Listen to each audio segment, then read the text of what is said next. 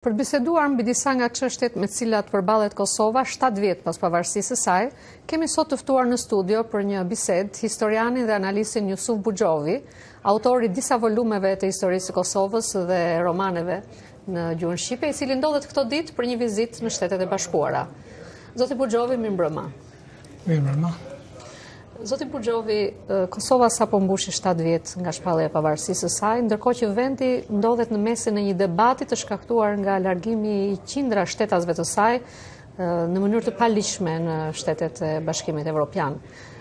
Si shpjegohet ky largim ose egzod, pasi janë me qindra vet që largohen? Në fillimisht desha të them se jo përmendet 7 vjetorin, unë jam këtu me shkas të thotë të shënohet 7 vjetori. Të studentët tonë, kisha një takim me studentët e Universitetit të Houstonit, por ku ishin edhe disa historian anglez këtuit, dhe nesër takim edhe një takim me veteranët e luftës, familjeve që morën pjesën e sulmet ajrore Shtetet e Bashkuara, ku unë do t'ju dhuroj libra bashkë me botuesit dhe do t'ju falenderoj për kontributin e madh që dhanë Shtetet e Bashkuara të Amerikës për shlirimin e Kosovës, por jo vetëm për shlirimin e Kosovës, por edhe për gjithë ato që Kosova si mundëson që të shpallë si shtet i pavarur. Zoti Buxhovi, si e shpjegoni ju cili është shkaktari i këtij largimi në masë të shtetasve shqiptar të Kosovës për në vendet e Bashkimit Evropian? Unë mendoj se kjo është një çështje shumë komplekse, është sa dhimbse, sa tragjike, por ndoshta edhe e pritshme. E pritshme në kuptimin sepse pavarësia e Kosovës dhe procesi se si erdhi deri në këtë ditën tonë nuk ndoqi një rrugë e cila do të kënaqte të gjitha shpresat e njerëzve që kanë qenë lidhur me pavarësinë.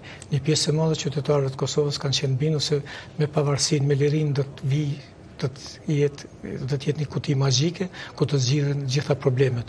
U pa për fatkes se edhe koha kalimtare, po edhe këto 7 vjet nuk ishin në përputhje me këtë synim, që do thotë që qytetarët e Kosovës ta fitojnë besimin te shteti tyne. Pra lidhet me një mungesë shprese apo lidhet edhe nga që politikanët e Kosovës e lanë ekonominë ndoshta në plan të dytë dhe u morën me disa çështje politikës jashtme, siç është për shembull përmirësimi marrëdhënieve me Serbinë apo antarësimi në organizma ndërkombëtare? Unë mendoj se dy çështje shumë të rëndësishme këto që duhet përmendur. Është problemi i humbjes besimit tek kjo politik, edhe e humbjes shpresës se shteti i Kosovës do të jetë ai që do të përmbush idealet e qytetarëve, veçmas trive, cilët sot në këtë botë globalizimit kërkojnë një jetë më të mirë, kërkojnë që të jetojnë në përputhje me standardet dhe të mos jetojnë geto. Faktikisht po them prap, arsyeja kryesore pse Kosova ka ardhur këtë gjendje është këtë qeverisja. Unë kam qenë kritik dhe du të jem prap kritik sepse pa përjashtim po them, klasa politike e Kosovës pas luftës së tutje shtet ndërtimin e ka shfryzuar jo që shteti i Kosovës të jetë një shtet funksional, të jetë në përputhje me drejtën, në përputhje me zhvillimin ekonomik, por të shumtën që ta hajë shtetin e Kosovës. Kemi një politikë e cila ka prodhuar segmente të caktuara të korrupsionit, një politikë e cila kryesisht gjithë përqendrimin e ka bërë që të pasionohet të shfryzoj shtetin për nevojat veta. Ndërkohë që nuk ka krijuar mundësi për shtetasit. Jo vetëm që s'ka krijuar mundësi, por kjo politikë të shumtën po them, nuk ka qenë gjendje që edhe resurset që i ka ofruar bashkëpunimi me faktorin ndërkombëtar, veçmas me Bashkimin Evropian, i cili ka një farë mbikëqyrje për shtetin e Kosovës, të shfryzohet këtu. Korrupsioni, sjellja e keqe e klasës politike dhe aferat e ndryshme që i ka krijuar kjo politikë i kanë largu investitorët, nuk ka qenë jashtë për investitorët dhe jo vetëm në një farë tjetër, por dhe i kanë pengu sepse korrupsioni është një ndër më të mëdhtë në vendet jo vetëm të Evropës për në zhvillim. Por janë këto shumë faktorë që desha të them se trit kanë humbur shpresën, por kanë humbur edhe besimin. Është sistemi i arsimit, i cili është një sistem i cili është i degraduar, është sistemi i shëndetësisë i cili nuk pron fare, por përkundrazi e dënon njërin që s'ka parë, njëri që s'ka mundësi që të jetë i sigurum, dhe pra shumë faktorë tjerë, cilët na bëjnë të jemi kritik ndaj kësaj. Po. Zoti Buxhovi, këtu në Washington këto ditë po zhvillohet një konferencë e nivelit të lartë lidhur me përpjekjet ndërkombëtare e organizuar nga Shtëpia e Bardhë, përpjekjet ndërkombëtare për të kundërvënë terrorizmit global. dhe luftëtarëve, dihet që një pjesë e luftëtarëve nga vendet ndryshme të botës po shkojnë të marrin pjesë në luftrat në Siri dhe në Irak. Ka dhe shtetas të Kosovës, janë rreth 150 deri në 200 prej tyre që marrin pjesë në këto luftra. Sipas jush, si e ka trajtuar qeveria e Kosovës këtë luftë kundër terrorizmit global, që është një rrezik global në fakt? Unë kujdes se këtu do të jemi kritik edhe ndaj qeverisë Kosovës.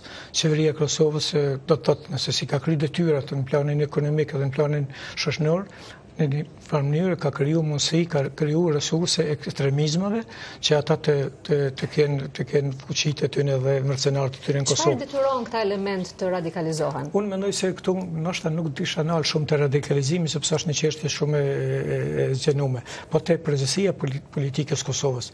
Në Kosovë radikalizmi ka filluar në disa forma, në sajt asaj të ushehet, sepse politika e Kosovës në një pjesë madhe ka bashkëpunu me disa forca radikale.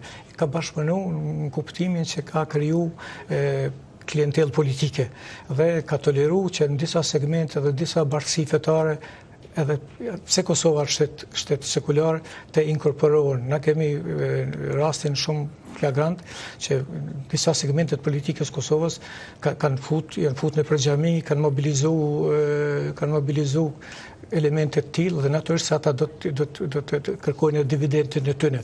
Kujtoj se politika e Kosovës ka një përgjegjësi të madhe edhe për këto shfaqje të radikalizmit fetar, sepse nuk është sjellë përputhje me atë se Kosova është shtet sekular, po ashtu nuk është sjellë në përputhje me atë se shqiptarët i kanë 3 besime, por shqiptarët janë shumë ndjeshëm nëse besimi përdoret për qëllime politike. Por atje është dhe miratuar një ligj që i kundërvihet këtij radikalizmi. Po ky ligj është miratuar, po unë mendoj se me ligje nuk mund zgjidhen gjanat, sepse në Kosovë kemi një përvojë të keqe, ligjet aprovohen, po shkelen mas pari për atyre që i aprovojnë.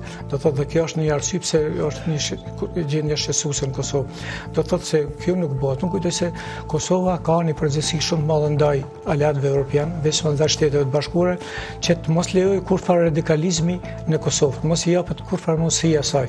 Për fat keq deri me tash spektri politik mas të madhe ka angazhu edhe i ka ushqyer këtë forca. Këtu më duhet ta ndërpres për të përfunduar misionin. Ju uroj gjithë mirat. Faleminderit për ju. Dhe këtu po ndahem